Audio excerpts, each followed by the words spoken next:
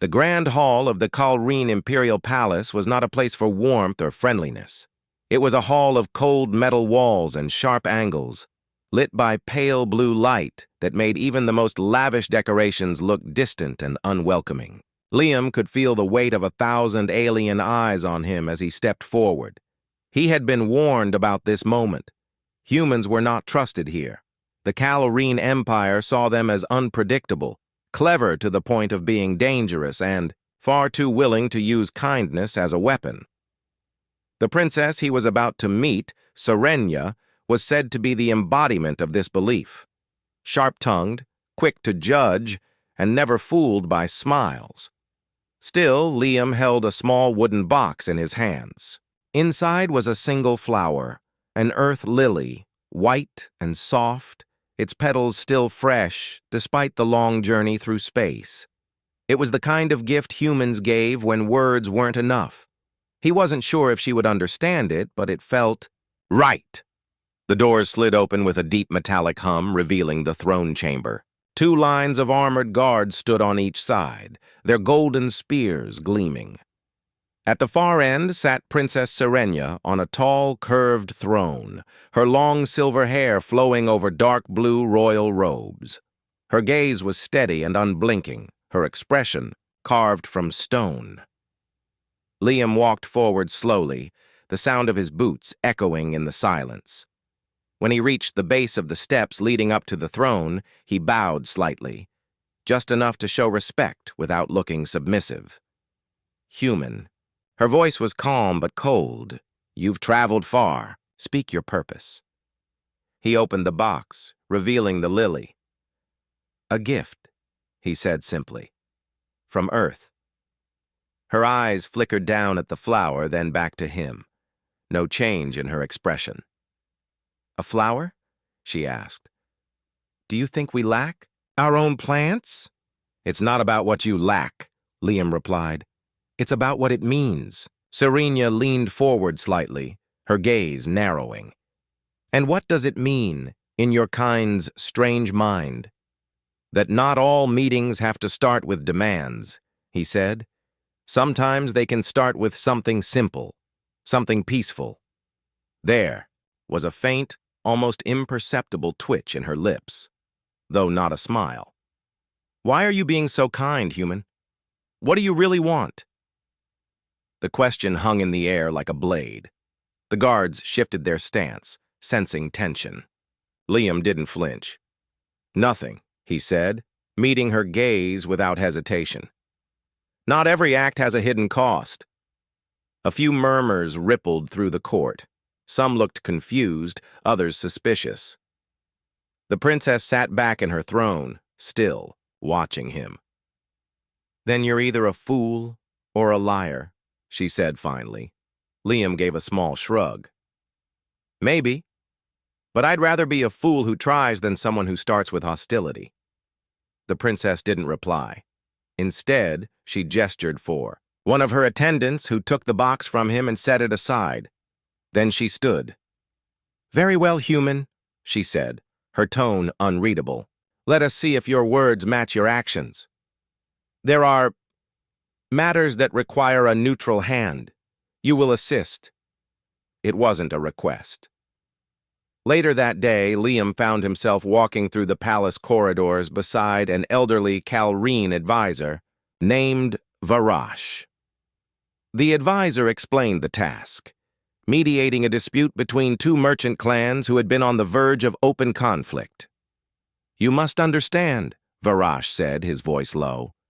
"Princess Serenia does not hand out kindness. She tests people. She will watch how you handle this. She will expect you to fail." Liam nodded. "Then I'll just have to disappoint her expectations." The meeting with the merchants was tense. Both sides spoke in sharp, clipped tones, accusing the other of cheating, smuggling, and sabotage. Liam listened more than he spoke. When he finally did speak, it was to ask simple questions, ones that made both sides pause and think. Over hours of careful discussion, he found a compromise: shared trade routes with equal inspection rights, and a neutral overseer from neither clan. The merchants left begrudgingly but without anger. When he returned to the palace, the princess was waiting. "They did not fight?" she asked. "No," Liam said. "They talked. That was enough." She tilted her head slightly, as if studying. "Him!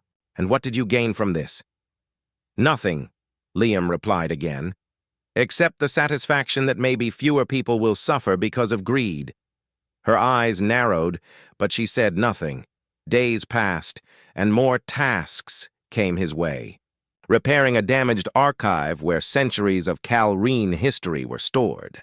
Helping organize the relocation of refugees from a war-torn border colony. Overseeing food distribution to outlying stations during a supply shortage. Each time he worked without complaint. Each time he refused payment or favors, and each time Serenia asked the same kind of question.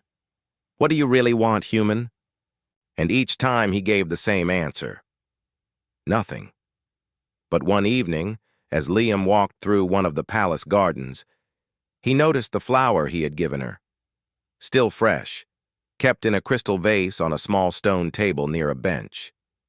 He stopped and looked at it for a long moment. He didn't hear her approach until she spoke. "You keep working," she said softly. "Even when you know I do not trust you." Liam glanced at her. Trust isn't given in a day. Her gaze lingered on the flower. "We have a saying," she said. "No gift is free. Even the stars demand gravity's pull." "Maybe on your world," Liam replied. "On mine, sometimes people give because it's the right thing to do."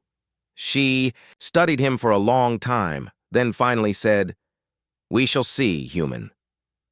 And without another word, she turned and walked away.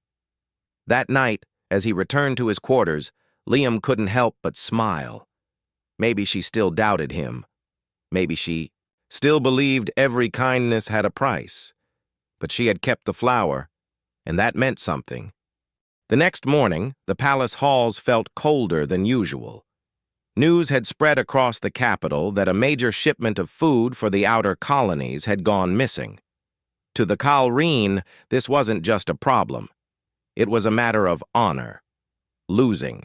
Supplies meant weakness, and weakness was never tolerated in the Empire.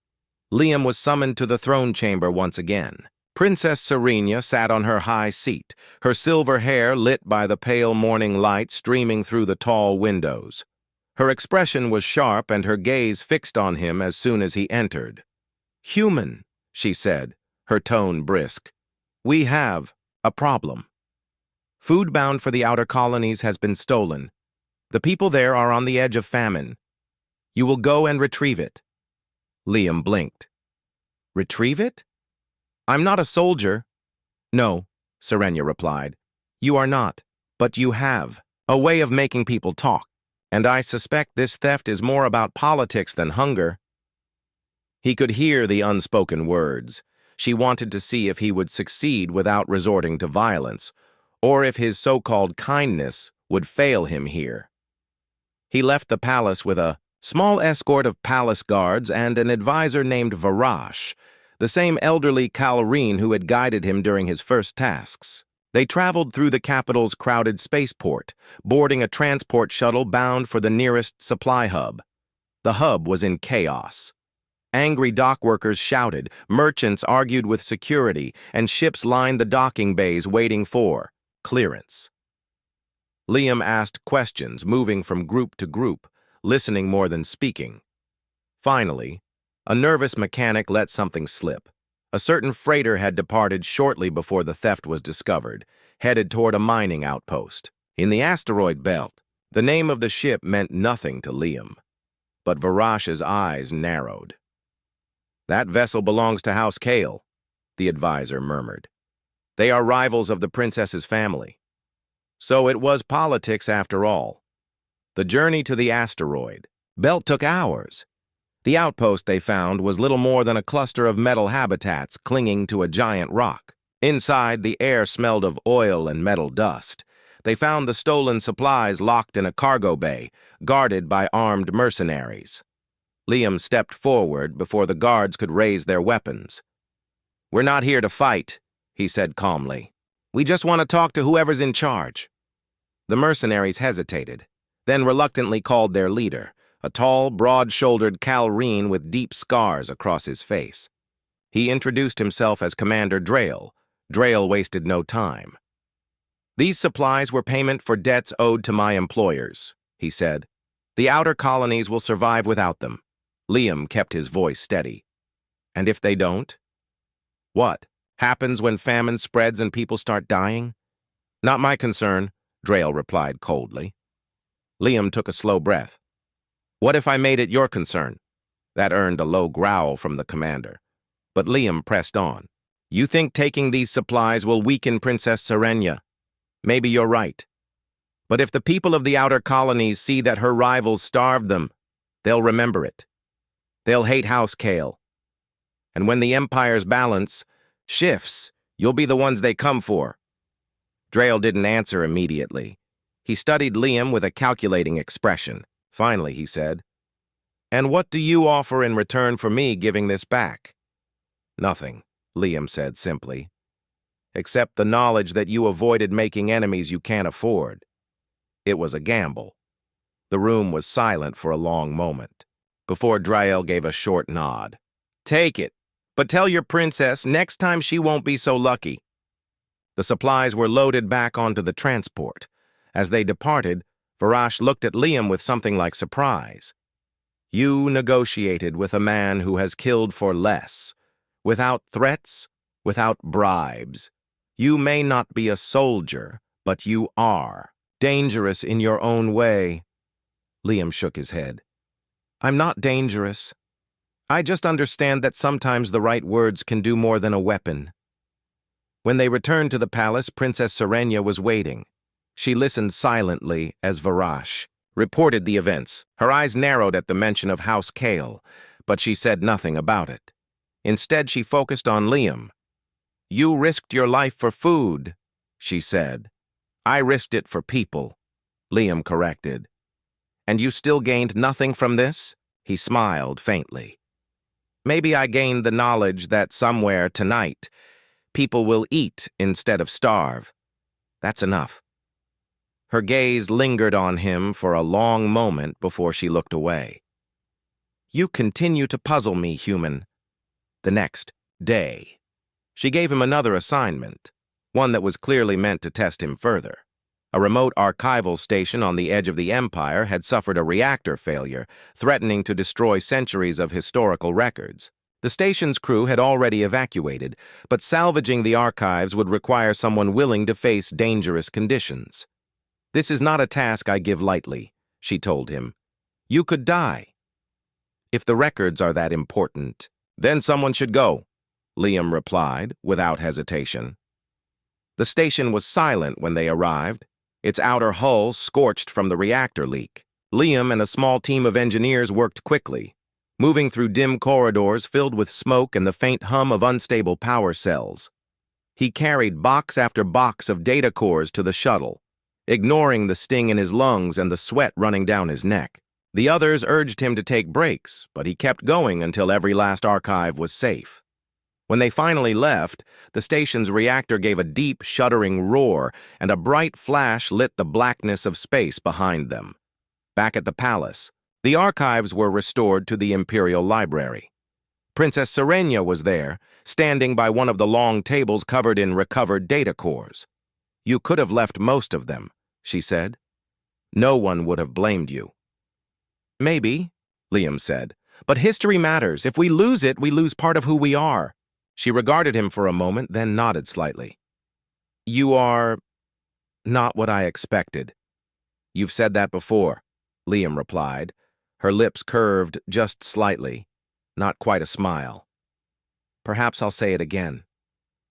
That evening, Liam walked once more through the palace gardens.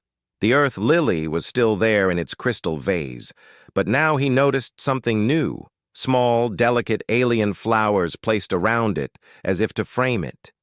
He didn't hear Serenia approach until she spoke. "Your flower looked lonely," she said. He glanced at her. "So you gave it company?" She looked away, as if the thought embarrassed her. Do not read too much into it, human. Liam chuckled softly. Of course not. But as she walked away, he couldn't help but think that maybe, just maybe, her walls were starting to crack. The graveyard of ships was not quiet anymore. Varen's scout ship drifted slowly between the hulks of old war machines, but its crew knew they were being watched. Faint sensor pings kept showing up and vanishing again, as if something just beyond sight was following them. Varen stood at the viewport, scanning the mist. Stay low power, he told the pilot. The less noise we make, the longer we stay hidden.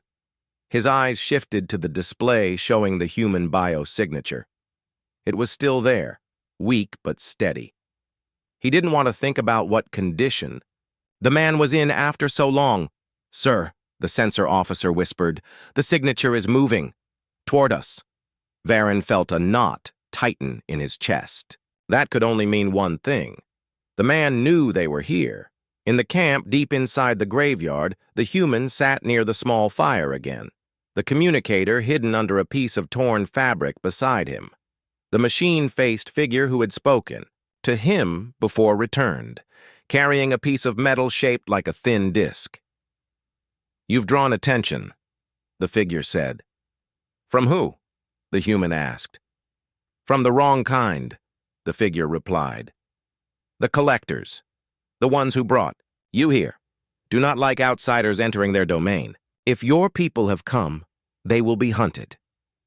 The human clenched his jaw. Then I have to reach them before that happens. The figure hesitated, then knelt closer. Listen to me. The war you fought, the one that took you from your queen, it was never the main war. The collectors work for something larger, something building a fleet far beyond anything you've seen. Your battle was a test, a way to study how humans and her people fight together. Now they have enough to make their real move. What kind of move? The human pressed. The figure's voice dropped. A strike on both your worlds at once. They will hit her empire and Earth within the same day. No time for either side to help the other. The human felt his pulse quicken. Then we have to warn them. We, the figure said slowly, is not a word the collectors would use, but some of us are not loyal to them. When the time comes, I will show you a path out, but you must be ready to move fast. Varen's scout ship reached the source of the biosignal. They stopped near a massive alien battleship, its hull broken open like a giant wound. Sir, the pilot said quietly, the signal is coming from inside that wreck. Varen studied it. The opening in the hull was just large, enough for a shuttle.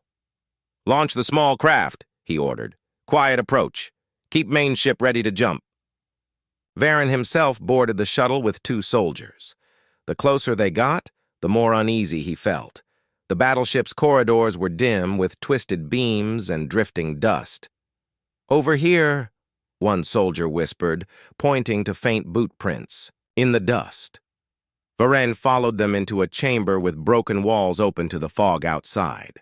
That was when they saw movement. Someone standing near a flickering fire. Varen's breath caught. It was him, scarred, thinner than before but unmistakably alive. The human turned at the sound of boots. His eyes locked on Varen, and for a moment, neither spoke. I knew it was you, Varen said, stepping forward. You're late, the human replied, a small, tired smile crossing his face. Varen moved closer, gripping his shoulder. The Queen, she thinks you're dead. A low, rumbling noise cut him off. The machine-faced figure stepped out of the shadows. You must leave now. The collectors are coming. Varen's soldiers raised their weapons instantly, but the humans stepped between them. Wait, he's the reason I'm still alive. Varen frowned but trusted him enough to lower the weapons. Follow me, the figure said. There is a small gap in their patrol route. It will not last. Back on the scout ship, alarms blared. The shadow ship that had been trailing them earlier was now moving fast. Captain, the comms officer called, they're locking onto us. Varen's voice came through the shuttle's comm, sharp and urgent. Get ready. We're bringing him back, but we're going to have company. As they ran through the broken corridors, the human spoke quickly. Varen, you need to tell her. Tell the Queen that the real war hasn't even started. They're planning to strike both our worlds at the same time. Varen's jaw tightened. Then we get you out. And you tell her yourself. They reached the shuttle just as a distant hum grew louder. Through the hull's broken side, they could see dark shapes moving in the fog, sleek, predatory ships unlike anything Varen had seen. Go! Varen shouted. The shuttle engines roared to life, and they blasted out of the wreck just as beams of bright energy cut through the mist behind them. The main scout ship locked onto the shuttle's beacon, pulling it in with a tractor field. But the shadow ships were fast. On the bridge of the scout ship, the pilot called out, "Two on our tail, closing fast."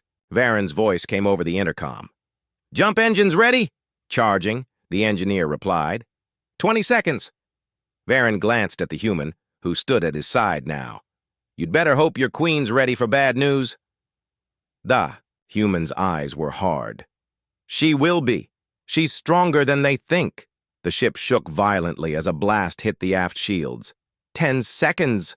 Varen held his breath, watching the shadow ships grow larger on the screen. 3, 2, 1. The stars stretched, and in an instant, the graveyard vanished.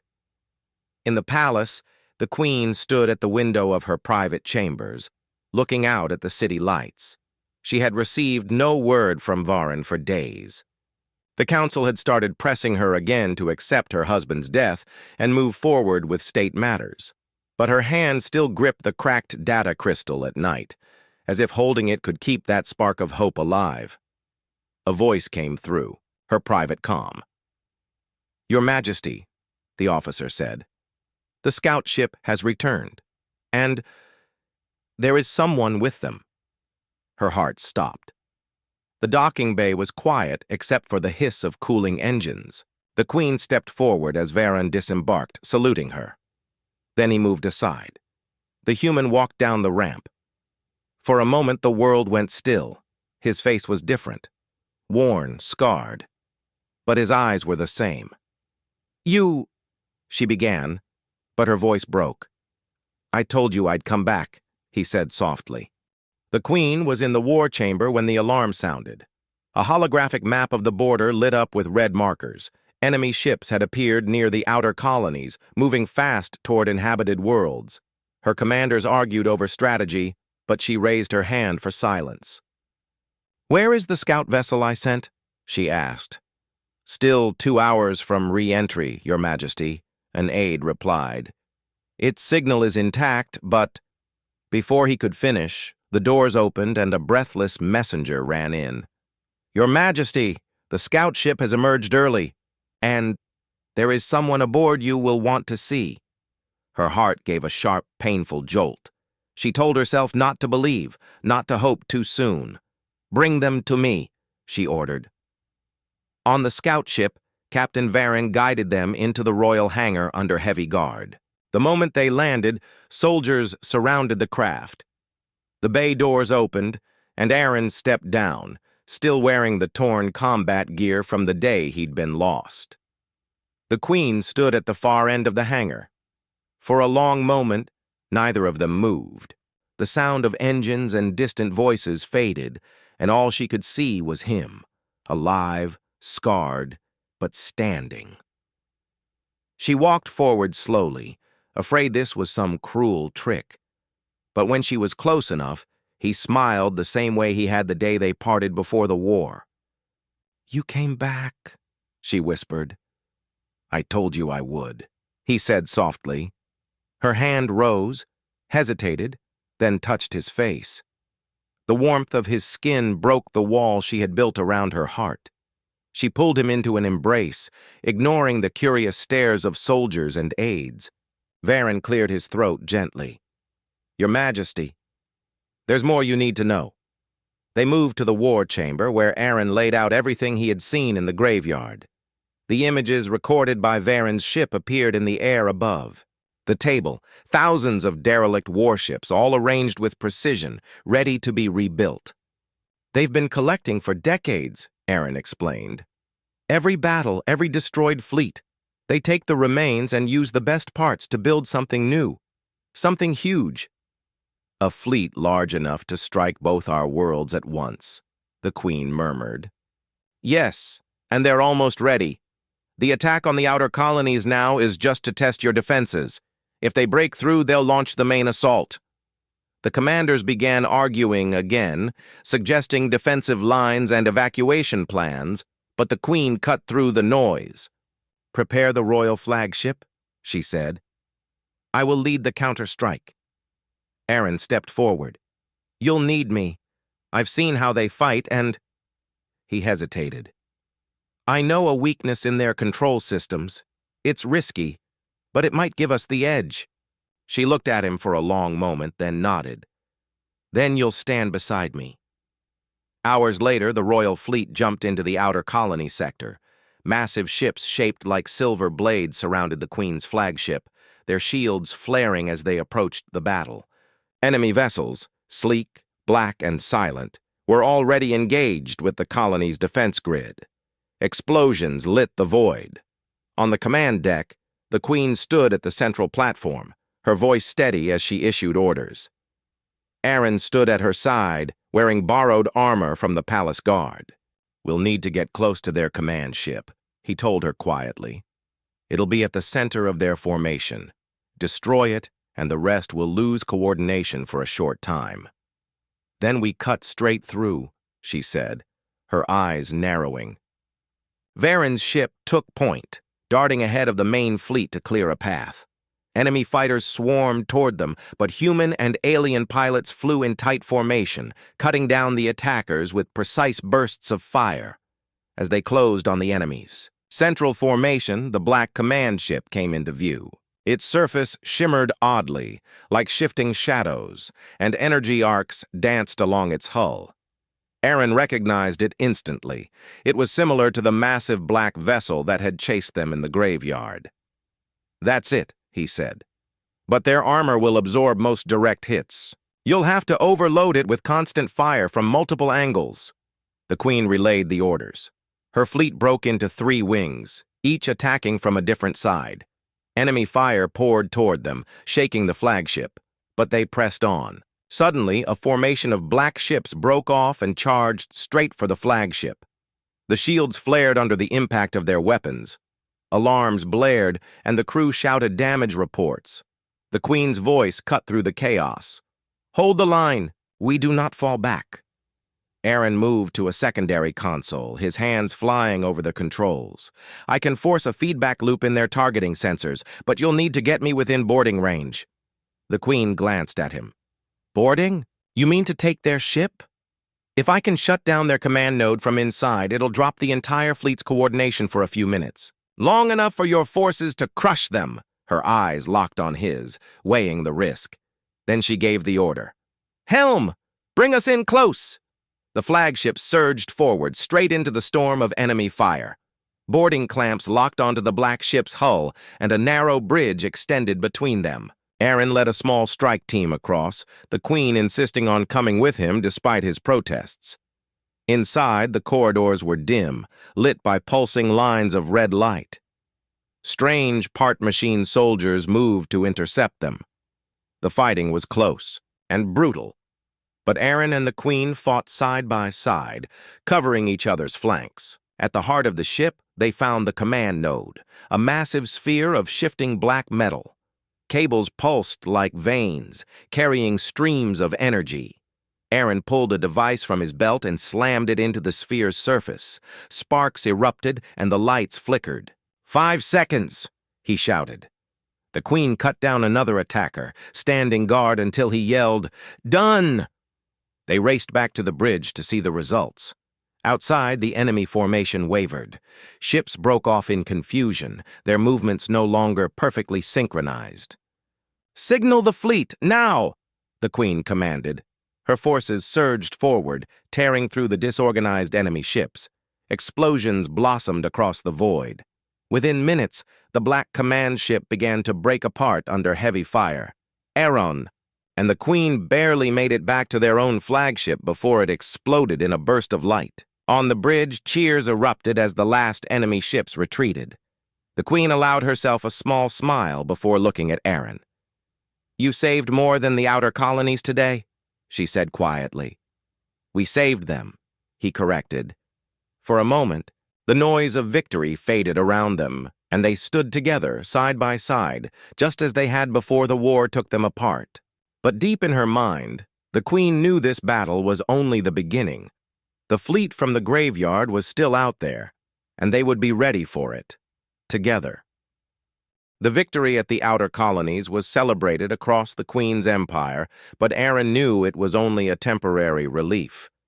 The enemy's true strength, the massive fleet hidden in the graveyard, was still out there, waiting, in the Royal War Chamber. The Queen stood beside a large star map, the holographic projection glowing softly in the darkened room. Her commanders discussed reinforcing the borders, but Aaron shook his head. "If we wait for them to come to us, they'll hit us where we're weakest," he said. "We need to strike first before they're ready." A silence followed his words. The commanders exchanged uneasy glances.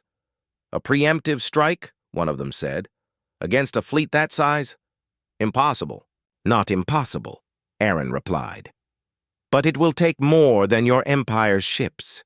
We'll need help from Earth and every ally we can convince to join us."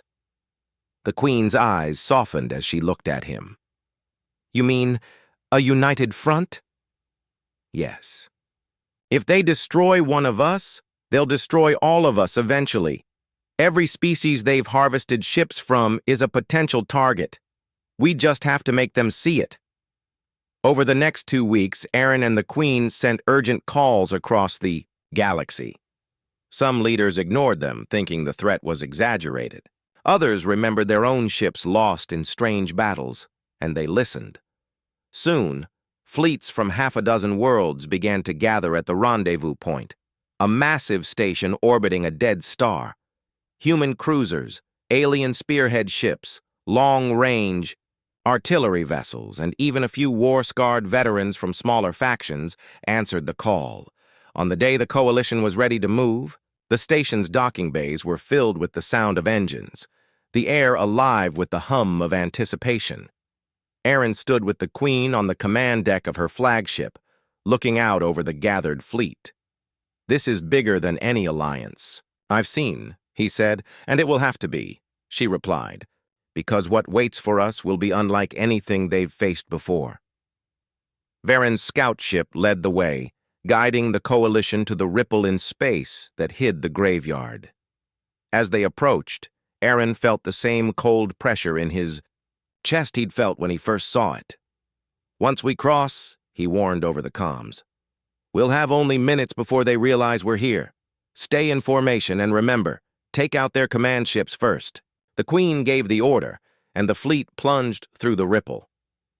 On the other side, the graveyard of ships stretched endlessly, the mist glowing faintly under the light of distant stars. But now it was different. Movement filled the air. Massive, black vessels, rebuilt from the dead hulls of 100 wars, were rising from their resting places. Their formation was tight, their weapons glowing with deadly energy.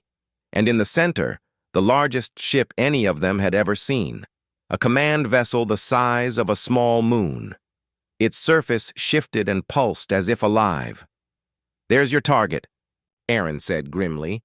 "Take it down and the rest will fall into chaos." The battle began in an instant. Coalition ships charged forward, firing streams of energy and missile volleys. The enemy answered with weapons that tore through shields like paper. Ships on both sides exploded, lighting the mist with bursts of fire.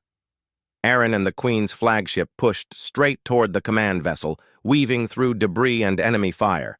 Varen's voice came over the comm. "Captain, we've got fighters on your tail." Aaron turned to the tactical officer. "Deploy countermeasures and keep us moving. We can't stop now." As they drew closer, enemy boarding pods shot toward them. Some were destroyed before they could attach, but a few made it through. Alarms blared as part machine soldiers poured into the corridors. The Queen didn't hesitate. "I'll hold the bridge. You take the strike team and end this." "We do this together," Aaron said. Firmly, they led a combined human-alien assault team into the heart of the command vessel. Inside, the air was heavy, the walls shifting with strange metallic patterns. Fighting their way past defenders, they finally reached the central control chamber, a vast space filled with glowing pillars and streams of energy flowing between them. In the center floated the command core, a sphere covered in shifting black plates. "Destroy that," Aaron said, "and we break their control." Charges were set around the chamber, but the enemy didn't intend to let them finish. More soldiers poured in, and the fight became a blur of strikes and counterstrikes. Aaron saw the Queen take a hit to her shoulder but keep fighting, her blade cutting down attackers with precise, powerful swings. He moved to cover her, there, movements in perfect sync. When the last charge was armed, he shouted, "Time to go!" They ran back through the corridors as the charges detonated. The command corps' destruction sent a shockwave through the vessel, making its walls twist and tear. Outside, the effect was immediate. Enemy ships broke formation, some firing wildly, others drifting without power. The coalition fleet surged forward, pressing the advantage. Ship after ship fell until the graveyard was filled with drifting wrecks once again, but this time, they would remain dead. When the last enemy vessel was destroyed, a deep silence settled over the battlefield. The coalition ships began to regroup, their battered hulls a testament to the fight they had just survived. On the Queen's flagship, the crew erupted into cheers. Aaron stood beside her, both of them breathing heavily but smiling. "It's over," she said quietly. "For now," he replied. "But if they ever come back, the galaxy will be ready." Back at the palace, a ceremony was held in honor of the victory. Leaders from across the galaxy attended, each presenting symbols of alliance. The Queen stood at the center, Aaron beside her, their hands clasped as a sign of unity. When the formalities were done, they walked together into the quiet of the palace gardens, the same place she had once stood alone, thinking he was gone, forever. The night air was cool, and the stars shone brightly above. "I never truly believed you were dead," she said, her voice soft. "But there were days when hope was hard to hold." "And I never stopped trying to get back to you," he replied.